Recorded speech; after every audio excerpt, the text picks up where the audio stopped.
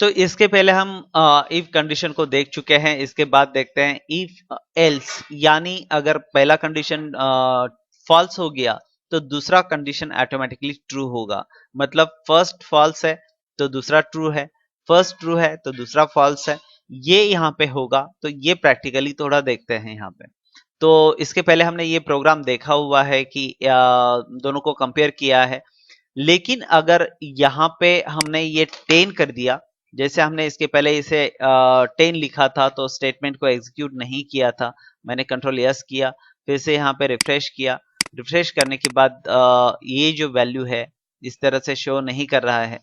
तो यहाँ पे आप इसे प्रिंट करना चाहते हैं। फॉर एग्जाम्पल फर्स्ट इसमें लिखा कि ए इज लार्जेस्ट वैल्यू, लेकिन यहाँ पे ए का वैल्यू लार्जेस्ट नहीं है, तो हम इंटर करेंगे और इसे एल्स करेंगे यहाँ पे। तो एल्स करने के बाद मतलब देखिए एल्स में इफ के बाद अगर आप यहाँ पे एल्स लिखते तो इसके बाद वाला जो कंडीशन होगा जैसे यहाँ पे लिखा हुआ है वैसे ही हम यहाँ पे लिखेंगे। यहाँ पे भी आप टाइप कर सकते हैं सेम इको, और उसके बाद उसके अकॉर्डिंग पहला कंडीशन अगर ट्रू नहीं है, ए इज लार्जेस्ट नहीं है, तो बी लार्जेस्ट होगा।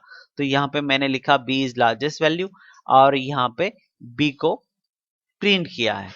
तो डेफिनेशन के हिसाब से first condition is not true, then second will be automatically true. तो यहाँ पे इसे सेव किया। सेव करने के बाद अगर मैं इसे ब्राउजर में जाके रिफ्रेश करता हूं तो बी इज लार्जेस्ट वैल्यू वो शो करेगा। उसका उल्टा अगर आप देखते हैं, इसे मैं 100 कर देता हूं, तो 100 करने के बाद मैंने कंट्रोल यस किया। कंट्रोल यस करने के बाद अगर मैं रिफ्रेश करता हूं तो ए इज लार्जेस्ट वैल्यू ऐसा शो करेगा।